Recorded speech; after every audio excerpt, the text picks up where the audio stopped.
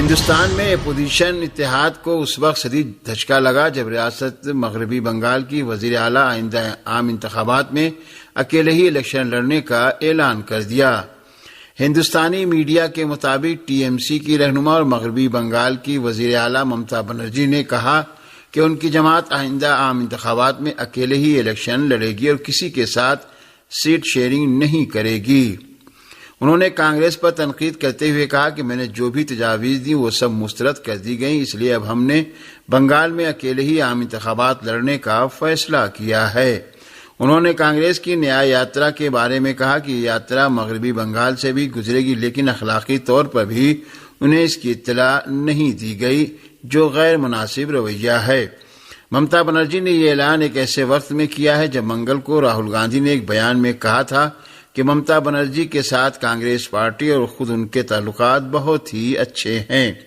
دوسری جانب پنجاب میں بھی عام آدمی پارٹی نے ریاست میں لوک سبھا کی سبھی 13 سیٹوں پر اکیلے الیکشن لڑنے کا اعلان کر دیا ہے، جبکہ این سی پی نے کہا ہے کہ کانگریس کو چاہیے کہ وہ علاقائی جماعتوں کو اہمیت دے۔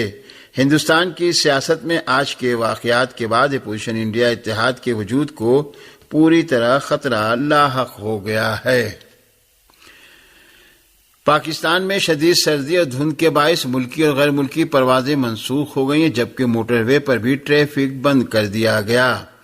پاکستانی میڈیا کے مطابق شدید دھند کے باعث پاکستان میں ہوائی جہاز کی پروازوں کا نظام درہم برہم ہو کر رہ گیا اور بدھ کو بھی کم سے کم 19 پروازیں منسوخ کرنا پڑیں، جبکہ 5 فلائٹس کو متبادل ہوائی اڈے پر اتارا گیا۔ کویت ایئر ویز کی اسلام آباد پہنچنے والی پرواز کو خراب موسم کے باعث کراچی میں اتارا گیا۔ اسی طرح ابوظہبی سے اسلام آباد کے لیے پی آئی اے کی پرواز کو بھی لاہور میں اتارا گیا۔ اسی طرح مدینہ منورہ اور دبئی سے ملتان کی پروازوں کو بھی متبادل ہوائی اڈوں پر اتارا گیا، جبکہ متعدد ملکی سطح کی پروازوں کو بھی منسوخ کرنا پڑا۔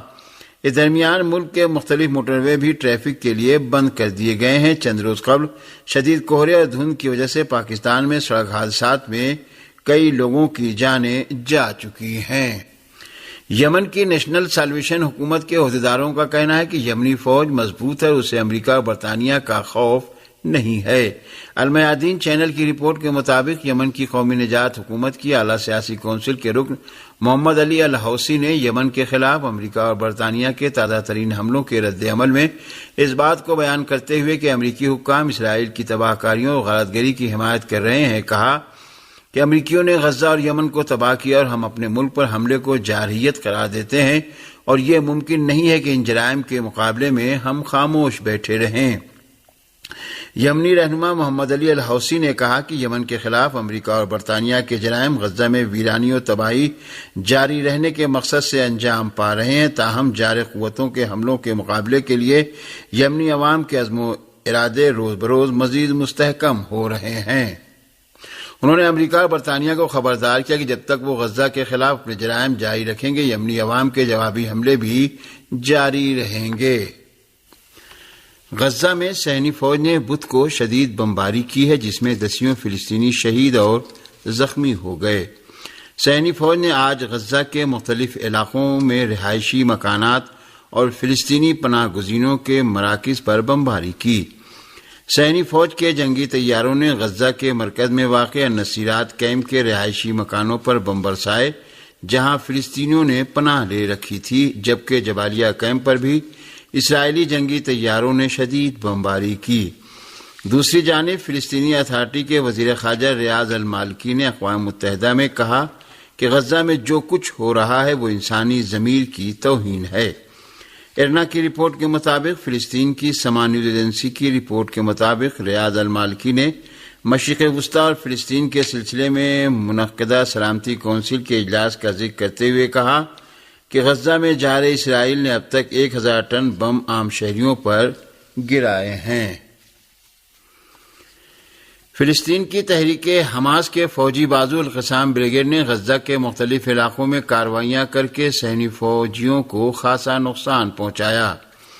سما نیوز ایجنسی کی رپورٹ کے مطابق گزشتہ 24 گھنٹے کے دوران القسام بریگیڈ نے غاصب صہیونی حکومت کی 12 بختربند گاڑیوں کو تباہ کیا۔ القسام بریگیڈ نے اسی طرح غزہ کے جنوب میں خان یونس کے مشرق میں واقع خزاں کے علاقے میں صہیونی فوجیوں کے راستے میں بارودی سرنگ کا دھماکہ کیا۔ اس کارروائی میں بھی متعدد صہیونی فوجی ہلاک و زخمی ہوئے۔ القسام بریگیڈ نے صہیونی حکومت کے 6 کوارڈ کاپٹروں کو بھی اپنے کنٹرول میں لے لیا۔ یہ ایسی حالت میں ہے کہ صہیونی فوجی ذرائع نے تحریک استقامت کی کل کی کارروائی میں اپنے 50 سے زائد فوجیوں کی ہلاکت کا اعتراف کرتے ہوئے اعلان کیا ہے کہ غزہ میں 21 اسرائیلی فوجی ہلاک ہوئے ہیں۔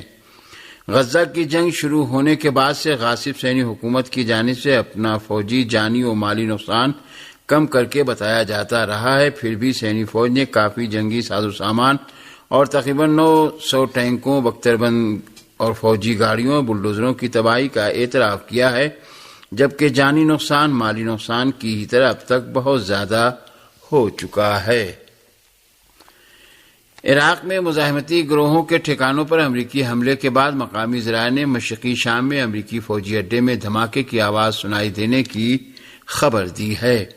المیادین چینل کی رپورٹ کے مطابق شام کے صوبہ دیر الزور میں کونیکو گیس فیلڈ میں امریکی غاصب فوجیوں کے اڈے کو میزائل حملے کا نشانہ بنایا گیا ہے۔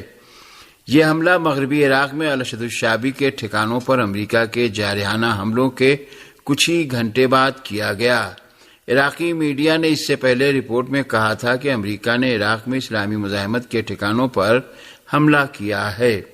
دہشت گرد امریکی سینٹرل کمانڈ سینٹ کام نے اعلان کیا ہے کہ اس نے عراق میں کتائب حزب اللہ کے ٹھکانوں پر حملہ کیا ہے۔ عراقی میڈیا نے بدھ کی صبح کو اطلاع دی ہے کہ جرف النصر میں ملٹری کالج اور عراق اردن کی سرحد پر واقع تربیل کراسنگ کے قریب ایک علاقے کو حملوں کا نشانہ بنایا گیا ہے۔ ایک امریکی فوجی اہلکار نے بدھ کی صبح کو الجزیرہ چینل کو بتایا کہ امریکی فوج اس وقت مغربی عراق میں فوجی اڈوں پر حملے کر رہی ہے۔ ایران کے صدر ڈاکٹر سید ابراہیم رئیسی اپنے ترک ہم منصب کی دعوت پر ایک اعلیٰ سطحی سیاسی و اقتصادی وفد کے ہمراہ ترکیہ کے سرکاری دورے پر انقرہ کے لیے روانہ ہو گئے۔